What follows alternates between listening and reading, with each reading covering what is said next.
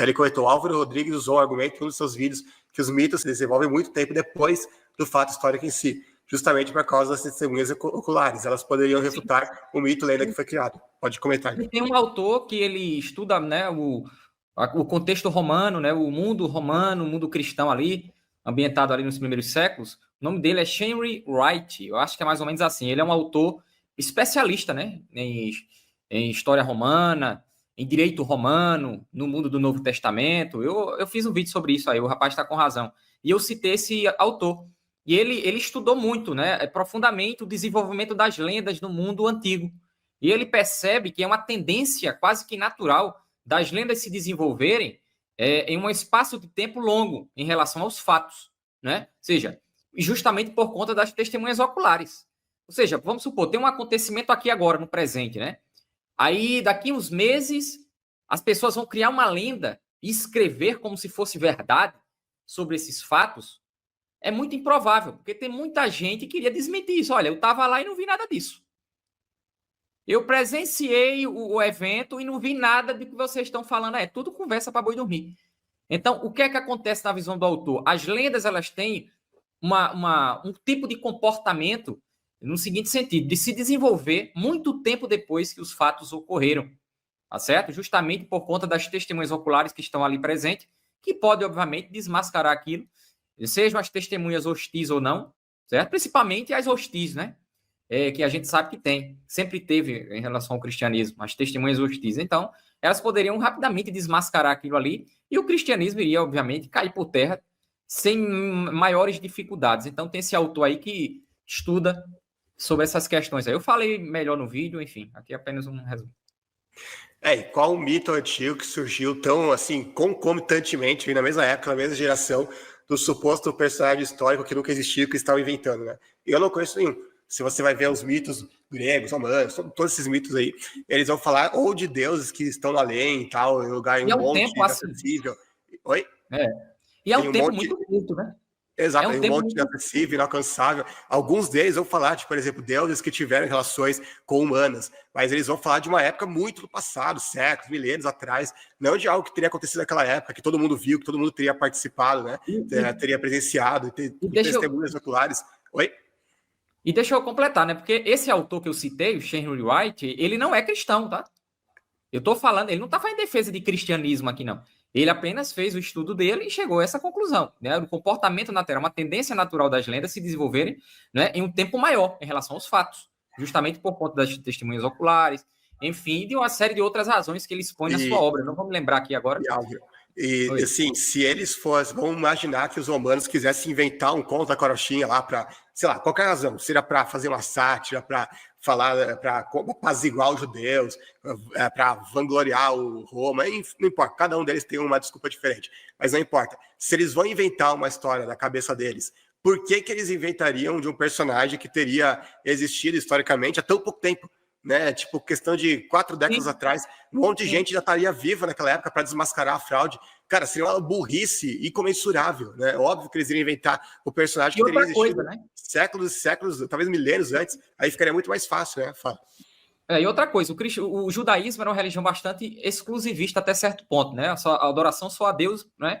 E tudo mais. Aí vai os judeus, os primeiros cristãos ali, judeus, vão criar, né? Jesus. Porque o argumento dos céticos é o seguinte, é que o Cristo Deus, né, o divino, o ser divino, ele é uma invenção a partir das figuras mitológicas ali ambientadas no contexto greco-romano, né, assim? Então, muitos dizem isso, tá certo? E não faz sentido os judeus, tão exclusivistas, se inspirarem em uma cultura que eles mesmos abominavam para criar um Cristo divino com base nessa literatura, nessas crenças que eles mesmos abominavam. É muito esquisito se a gente parte do pressuposto de que o cristianismo começou entre os judeus, o que é uma tese que tem documento, né? Ou seja, tem consubstanciação histórica isso aí que a gente está falando. O cristianismo em ambiente judaico, né?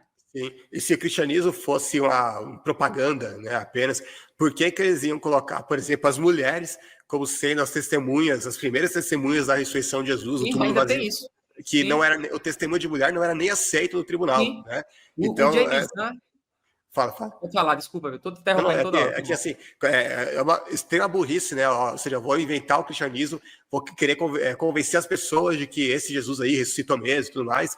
E aí, qual a grande prova que eu tenho dessa ressurreição? É um testemunho de gente que é tão desprezada que as pessoas da época nem consideram válido o testemunho delas, né? Cara, é uma burrice tão grande assim, né? Isso aí é a questão que os autores, né? O John P. Mayer, o James Dunn, falam muito. Tem o livro Judeu Marginal, né, do John P. Mayer, onde ele fala sobre alguns critérios, né, para a gente chegar à pessoa do Jesus histórico, e ele levanta a questão do critério do constrangimento, né, porque isso é um constrangimento para a igreja. Você, por exemplo, você vai alicerçar uma doutrina em cima de um testemunho que não tem valia.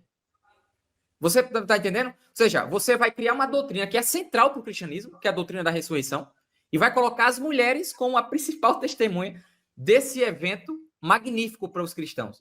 Percebe? Então, se eles quisessem ter inventado uma história, eles teriam colocado testemunho dos próprios apóstolos ali. Sim. Primeiro, boa noite para o Reconquista, que chegou aqui. Valeu, Alex, grande amigo. O detetive, se foi invenção, cadê um autor inimigo dos cristãos falando que Jesus não existiu? Exato, você não tem um único autor que fala a conspiração e tal.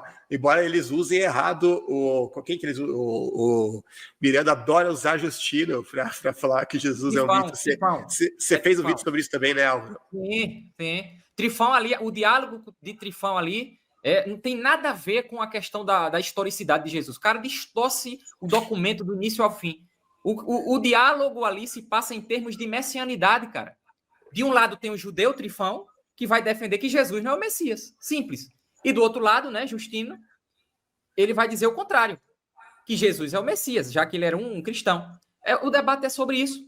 Aí ele pega uma passagem lá, porque ele disse, né, Trifão, me esqueci agora, depois vou lembrar. Se Jesus nasceu, se o Messias nasceu, não é conhecido. Sim, mas é o Messias.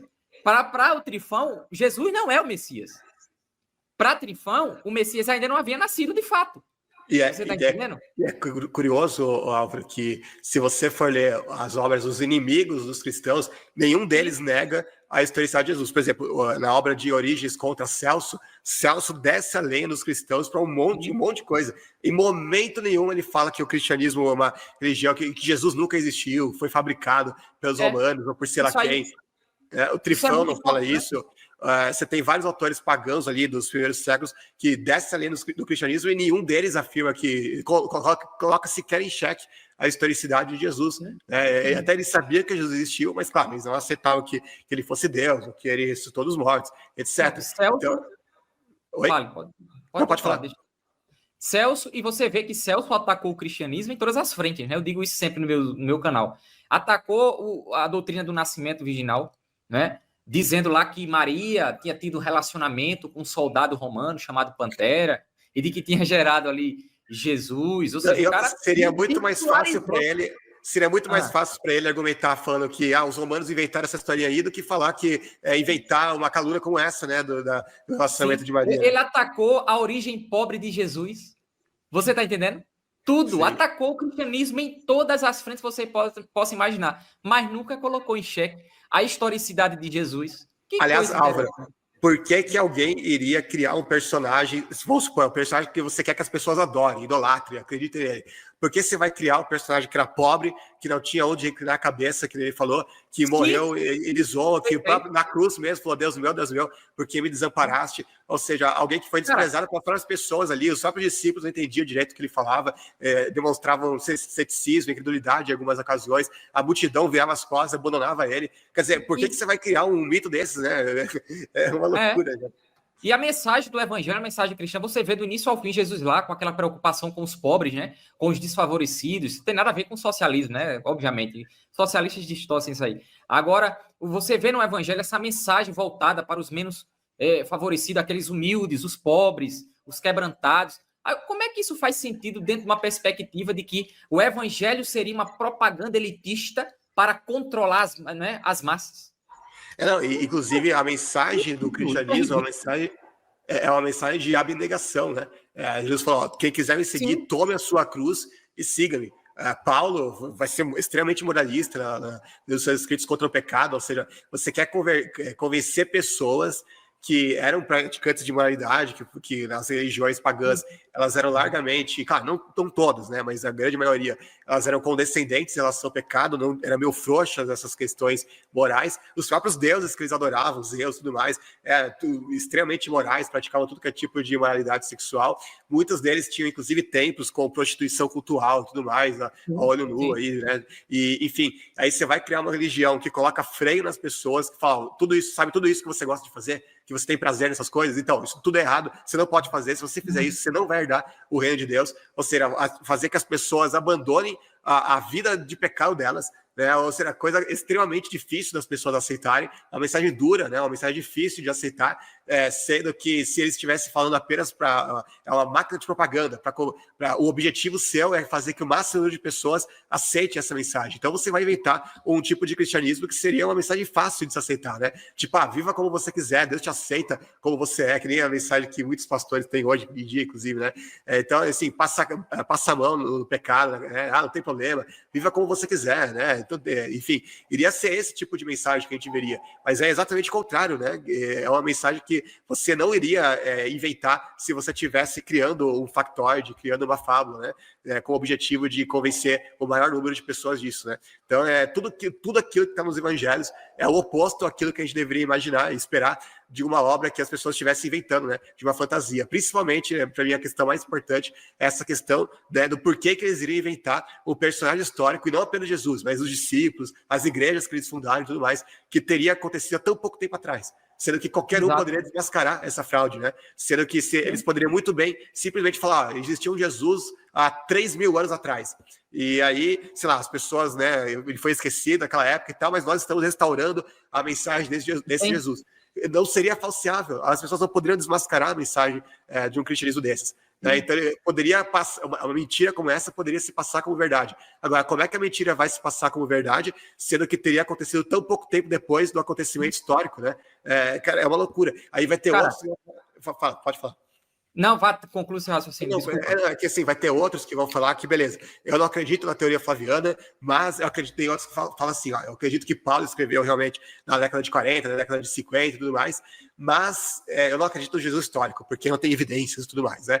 Só que assim, cara, bom, primeiro, existem várias evidências históricas, eu tenho um artigo só sobre isso, mas para além disso, como é que Paulo teria escrito ali 10 anos depois apenas da morte e ressurreição de Jesus, se Jesus não fosse o personagem histórico? Você imagina a imensa dificuldade que Paulo teria para converter as comunidades cristãs ali, né, a levar o evangelho nas regiões ali, principalmente na Judéia, regiões circunvizinhas, se nunca tivesse existido um Jesus histórico, se isso fosse um mito, um boato. Cara, é tão absurdo de você imaginar, né, os caras conseguirem inventar uma falsa religião num espaço de tempo tão curto assim. Seria um suicídio intelectual, inclusive, né? Então, cara, não faz o menor sentido. Pode comentar, Álvaro. Mas eu queria deixar a Aleph falar que ela tá aí há 300 anos levantando a mão. Desculpa, Aleph, foi mal. Aí depois eu completo. Beleza. Tá, então, aqui eu queria completar que a história lá que eu estava tentando responder da lenda, era isso mesmo que você falou, e que eu não conheço esse autor que você disse, mas eu vi isso lá Em Defesa de Cristo. Você conhece esse livro? Não li, mas eu já ouvi falar. Do Lee Strobel, né? Isso. Então, é muito bom, que trata desses argumentos também. E outro também que eu estou lembrando, além de todos que a gente já falou, é que quando é uma história inventada, né, uma história, né, desse gênero, né, de épicos, de heróis, fantásticos, essas coisas, esse tipo de história geralmente costuma fazer, né, os seus heróis, seus protagonistas, pessoas assim, praticamente perfeitas, sem defeitos, sem problema nenhum, coisa que a Bíblia não faz. Porque tanto no Antigo Testamento quanto no Novo Testamento, a Bíblia fala dos erros que os apóstolos, que os discípulos cometeram, não pinta ninguém como exemplo, só Jesus, que é o próprio Deus, né? Mas assim, tirando isso, a Bíblia fala assim das escorregadas de todo mundo. Inclusive o próprio Paulo, ele fala assim dos erros dele mesmo. Então, assim, se fosse uma história inventada, quem é que ia fazer uma coisa dessa? Também é outro argumento que a gente pode usar. E outra coisa que eu queria falar... O comentário do Leone: se o zumbi comedor de cérebro for pegar e eu tô mirando, ele morre de fome. Vai, fala. Aí, assim, eu não sei, eu posso estar enganado, mas eu acho que eu vi algum comentário aqui sobre a questão dos evangelhos, a autoria dos evangelhos. Há um tempinho já, mas eu não sei. Talvez seja coisa só da minha cabeça, tenha confundido aqui. Porque tem uma coisa que eu esqueci de falar que também, que a gente poderia complementar, é sobre essa questão da autoria dos evangelhos, né? Porque muita gente critica isso, né? Diz, porque essas atribuições a Mateus, Lucas, isso é apenas da tradição, isso é tudo conversa, invenção, não sei o quê. Uma coisa que a gente poderia questionar em relação a isso é porque ninguém questionou isso, né? A autoria nos primeiros séculos. O primeiro questionamento às autorias dos evangelhos, aos autores dos evangelhos, propriamente dito, né, de que Lucas não escreveu Lucas, de Mateus não escreveu Mateus, esses primeiros questionamentos à autoria dos evangelhos, eles só começam a surgir ali por volta do século V, com um cara chamado Fausto. O sobrenome dele agora eu não me recordo, tá? Mas eu acho que ele está em uma disputa ali com Agostinho, no final do século IV, início do século V, eu acho. É o primeiro cara que vai questionar, é Fausto, né? A autoria dos evangelhos. Mas veja que é muito tardio, né? Ou seja, antes, no primeiro século, segundo, terceiro, era unânime entre os autores que as autorias eram essas atribuídas pela própria tradição mesmo, né? Inclusive, não haveria razão nenhuma da igreja esconder isso. Porque alguém pode dizer, não, mas é porque a igreja escondeu isso. Havia questionamentos, mas a igreja escondeu. Mas se a igreja não escondeu ataques mais pesados a doutrinas fundamentais da fé cristã, como fez Celso, e a igreja trouxe isso para a gente, por que ele iria esconder isso? Não faz o menor sentido isso aí. Então, são argumentos que não se sustentam. A mesma coisa com Jesus histórico, o mesmo raciocínio. Porque a igreja, né, cristã iria, de algum modo, esconder ataques direcionados à historicidade de Jesus? Se não escondeu ataques a doutrinas mais centrais para a fé cristã, né? Dogmas centrais para a fé cristã, e a igreja simplesmente não escondeu, colocou tudo às claras, né? Trouxe os ataques de Celso, as blasfêmias lá de Celso, deixou tudo às claras para todo mundo ler depois. Então não haveria razão da igreja esconder que algum indivíduo chegou lá duvidando da existência de Jesus. Pelo contrário, a igreja iria colocar, e obviamente iria colocar um pai lá refutando, né, a tal argumentação. Então não haveria razão da igreja esconder nada em relação a isso. Exato. O dono da razão, ele comentou, e o Tonho Miranda diz isso só porque Jesus disse, dê a César o que é de César e a Deus o que é de Deus. Só para dizer isso, Roma criaria todo o personagem, né? Ou seja, por causa de uma frase, Roma teve que... Como se Roma tivesse muito desesperada, né, para conseguir o imposto. Eu preciso inventar uma historinha aqui, vamos criar toda uma teoria da conspiração aqui para inventar um falso personagem aqui, um tal de Jesus aí, só para o povo pagar imposto, tipo, né? Coisa que eles poderiam exigir, né, goela abaixo, simplesmente pela imposição da força, ainda mais quando se considera que, de acordo com a teoria deles mesmos, Jesus foi criado ali depois de 70. Né? Então, ou seja, por que eles iam precisar fazer isso depois de 70, sendo que depois de 70 os judeus já tinham sido dominados completamente, já tinham, né, sido largamente dizimados, tinham força política nenhuma. Então, por que eles iam precisar e criar uma historinha para forçar o pagamento do imposto? Né? Não existe nada, cara. Não existe nada para consubstanciar essa teoria, bicho. Sério mesmo. Com todo respeito ao pessoal que defende essa bobagem aí. Todo respeito. Isso sem falar que a teoria parte da pressuposição, isso é a base deles, de que todo o evangelho, todo o Novo Testamento, ele é pró-Roma. Só que não é bem assim, né? Se você está escrevendo um evangelho que, vamos exaltar os romanos e aí desprezar os judeus e tudo mais. Se o seu propósito é isso, então por que você vai criar o seu personagem onde ele é crucificado, ele é condenado por uma autoridade romana, no caso Pilatos, colocado, açoitado por soldados romanos e colocado à cruz também por Roma? Né? Não seria muito mais fácil se eles fizessem, por exemplo, o mesmo que fizeram com Estevão, que os próprios judeus foram lá e tacaram pedra nele e mataram ele? E por que eles iriam fazer questão de colocar ali que foram os próprios romanos que mataram Jesus? Se a intenção deles é supervalorizar, exaltar os romanos, né? É um contrassenso gigantesco isso aqui, né? É realmente um tiro no pé. Eles podem dizer, usar aquela passagem lá, não, porque Pilatos ele é visto ali como uma figura que não queria condenar Jesus e não sei o quê, ele ficou naquele joguinho. Essa é a maior evidência de que os evangelhos estavam pegando leve com os romanos e tudo mais. O James Dunn ele traz uma resposta muito interessante sobre isso. A gente tem que entender os evangelhos na perspectiva que a gente já falou no início. Ou seja, os autores dos evangelhos queriam levar esse evangelho para além das fronteiras judaicas. Só que quem é que estava para além das fronteiras judaicas? Os romanos, dominando praticamente aquele mundo ali, né? e não faria sentido eles criarem problema com os romanos. Então, na visão do James Dunn, até certo ponto, os evangelhos, eles vão, não é que vão deixar de criticar Roma, porque tem passagens onde há críticas a Roma, sim, há, né? Aquela passagem lá onde Jesus lança os demônios dos porcos, né? Legião, alguns interpretam aquilo como uma referência à legião romana, então há uma crítica ali às legiões romanas, na visão de alguns. Enfim, na visão do James Dunn, há uma certa, não vou dizer leniência, né? Não é a palavra correta, obviamente, mas os evangelhos não queriam problema com Roma, porque eles iriam sofrer dificuldades de levar o evangelho para além das inclusive, Álvaro, desculpa te interromper, depois você retoma o pensamento, mas inclusive quando o João ele vai fazer uma crítica a Roma, lá no Apocalipse, ele tem que fazer isso através de um codinome. Né? Ele fala a cidade que está sobre 7 colinas, a cidade que reina sobre a terra, para falar que é justamente a Babilônia, a grande meretriz, tudo mais, mãe das abominações, até. Ele não fala diretamente é Roma. Né? Por quê? Porque ele não podia pegar pesado dessa forma por causa justamente das perseguições. Sim, porque então, ele disse... É uma estratégia evangelística isso aí. Eles não iriam, tá entendendo, conseguir conquistar um maior número de adeptos se eles fossem para o confronto direto com Roma. Eu vou criar um problema com o império que controla o mundo onde eu estou. Não. É óbvio que eu vou, obviamente, fazer as minhas críticas, e há, sim, passagens críticas ao império, porém, não na quantidade de fato que a gente... que os críticos esperam, né? Por que não tem? Muito simples, porque o contexto era desfavorável a isso. E eles queriam que o evangelho fosse para além da Judeia. Então, em termos de estratégia evangelística, não faria sentido eles criarem um problema enorme com Roma. Então, eles vão ali, de maneira subliminar, fazer algumas críticas, como o Banzoli mostrou algumas passagens aí e tudo mais, para não atacar diretamente, porque seria um problema. Né? Roma iria dizer, olha, essa religião aqui não dá.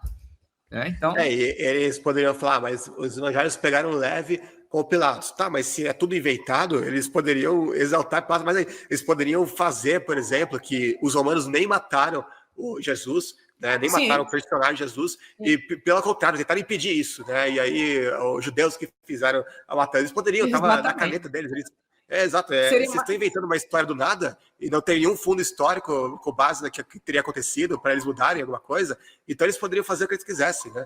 Então, cara, isso daí é uma teoria completamente estapafúrdia. O José Carlos, ele mandou um superchat, valeu, José, perguntou, até o Bart Ehrman não nega a existência de Jesus, e em suas obras também refuta a questão de sua história ter sido baseada em mitos antigos, mas quem está certo é exatamente o Bart Ehrman. Para quem não sabe, ele é um apologista agnóstico, ele tem vários debates contra o Daniel Wallace, contra o Ian Craig, porque ele sobre a ressurreição de Jesus, que não acredita, sobre que mais? Sobre a questão lá dos evangelhos serem verdadeiros, ele não acredita nisso, mas mesmo ele tem o bom senso de saber que Jesus realmente existiu como personagem histórico. Então, por exemplo, ele tem inclusive um debate com um miticista. Eu não lembro quem que era. Você lembra quem que era, Álvaro? O que debateu com o Bart Ehrman? Mas ele tem um debate com esse cara. Eu acho que é Robert Price.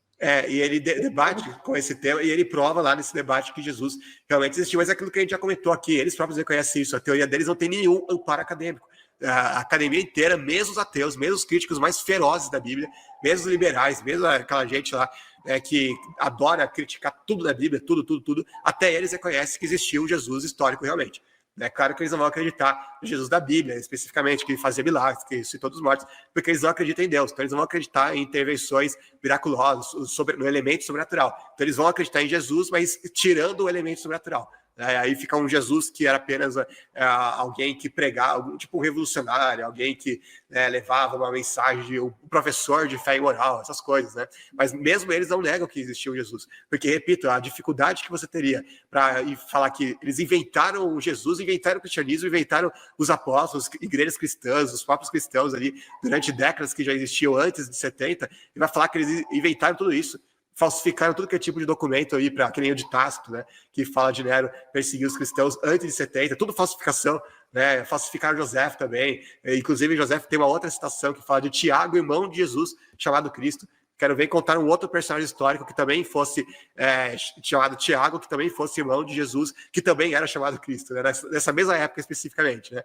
E que morreu na mesma época, inclusive, que a tradição cristã atribui a morte de Tiago. Então, cara, são tantas evidências. Você tem Luciano Samosata, você tem O Plínio Jovem também vai falar disso, a correspondência dele com o imperador Trajano. Você tem inúmeras testemunhas oculares ou pessoas que escreveram ali algumas décadas depois da época de Jesus e que vão falar de Barnabás de Serapião também, ele vai mencionar Jesus. O próprio Talmud, ele vai falar ele vai endossar aquela teoria lá do Celso, né? Que fala que Jesus teve relação, que Maria teve relação com a prostituta e que teria gerado Jesus, né? Enfim, você tem várias fontes que vão afirmar expressamente isso. Deixa eu ver aqui mais um comentário. E citação de academia, né? Ele tá tentando, meu Deus, eu tive pena. Ele ficou se oferecendo e tá chorando em toda a live para ver se o professor Chevitarese o chama para um contexto acadêmico, né? Acho que ele está querendo fazer uma cartolina, aquele trabalhozinho lá de apresentação de escola de 8ª série, deve ser esse tipo de coisa que ele acha que é a academia, né? Para essas propostas que ele quer trazer. Ele tem que se matricular num curso, fazer aí história, fazer aí um mestrado, né? Depois e defender a tese com os pares, mas ele pensa que é uma feira de ciência, onde você pega ali um limão, né? Coloca ali uma agulha com aqueles fios de cobre e vai acender uma lâmpada. Não é assim, ô Miranda. Não vai ser assim, cara. Não é num cartaz, numa cartolina que tu vai convencer os acadêmicos, tá? Você tem que desenvolver trabalho. Pelo que eu vi, o Chevitarese deu uma indireta dele, uma cutucada, e a carapuça serviu. Serviu bem, porque ele é o cara da internet. Ele é um youtuber profissional. Aí isso aí a gente tira o chapéu. Eu achava que ele era inteligente, cara, mas não, ele não é inteligente. Ele não é inteligente, ele é manipulador. Essa que é a verdade, porque, meu amigo, o cara fala cada asneira, infelizmente eu tenho que dizer isso aqui. Eu não vou entrar agora, porque ele vai, peia para 10 no contexto histórico, ele vai comer sozinho hoje nessa live. O negócio vai pegar fogo. Eu queria que ele entrasse, era na live, igual o professor Sabino fez outra vez. Eu queria que ele entrasse aqui, para a gente fazer os questionamentos dele, e ele teria as respostas aqui. É isso.